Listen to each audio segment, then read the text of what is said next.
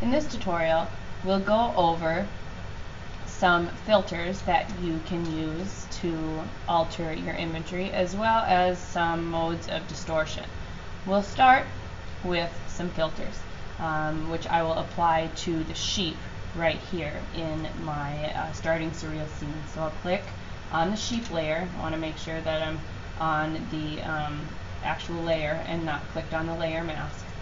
So click here, and to transform the sheep, we hold down Control while pressing T. You get a bounding box around the sheep, and then I right click with inside this bounding box. And I have many different options: freeform, scale, rotate, skew, distort, perspective, etc. So we'll first start with free transform. I'll click that, and that is just exactly like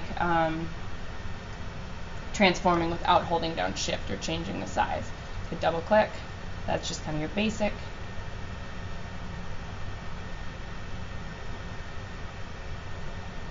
Take forever. There we go. And I'll just undo that.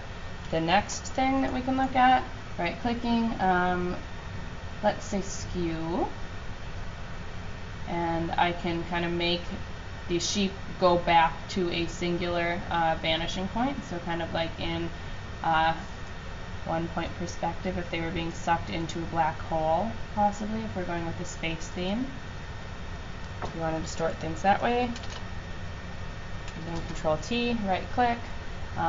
Perspective, you can again click, and this is a little bit different than skew because each side is going inward at the same angle. Or I could bring them out like this so it looks like they're kind of falling forward. Kind of a fishbowl effect. Control T. And then warp, I believe you're able to click these intersections within the bounding box.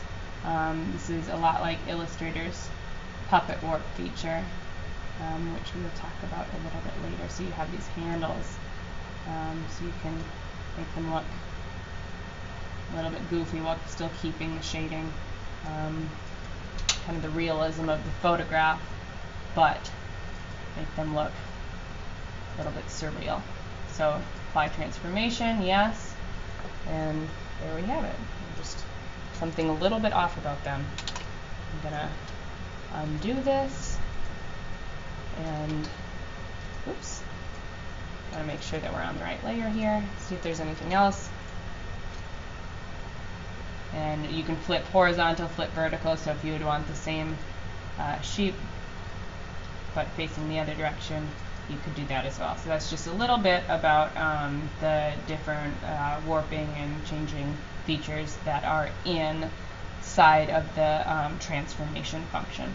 Next thing we can talk about is different filters, and if you remember looking at Maggie Taylor's work in the PowerPoint, she kind of stylizes every aspect of her picture, so it kind of looks like a mesh between a digital art piece, a painting, and a drawing. And that's easily obtained with the feature, or the filter, excuse me, options. I've selected this without the layer mask. If yours has a layer mask, that's fine too. But I'll go to filter here. And the thing about these is that it is destructive editing, so you have to kind of make sure that you're you like your choice, or you change it if you don't like it. So right away, let's see here. I'm going to go up to our filter gallery. I want to find the artistic filters. And you can see the preview of what this will look like. I can zoom out. And I can apply multiple filters, so I could say yes to this one, and then go in and apply some more. Lots of different ones. Make it look like a drawing or painting if you want to.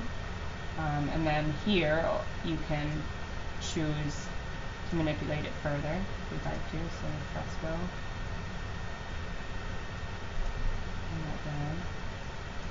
Or Let's do film grain. I like that one.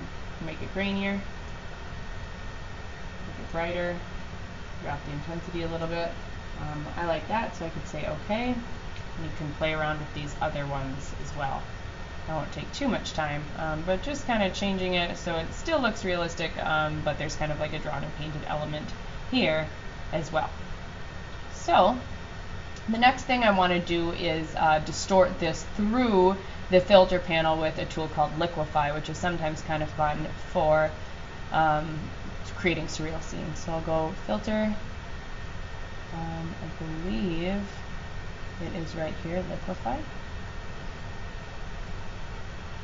This is kind of fun. We have different tools here, like the bloat tool, pucker tool. Basically does, when you click and hold, what it shows up here. This is the smudge tool, so I'm gonna make my brush a little bit bigger with those bracket keys, and click and drag this so it looks like it's kind of melting. Make it a little bit smaller too to add some melted detail.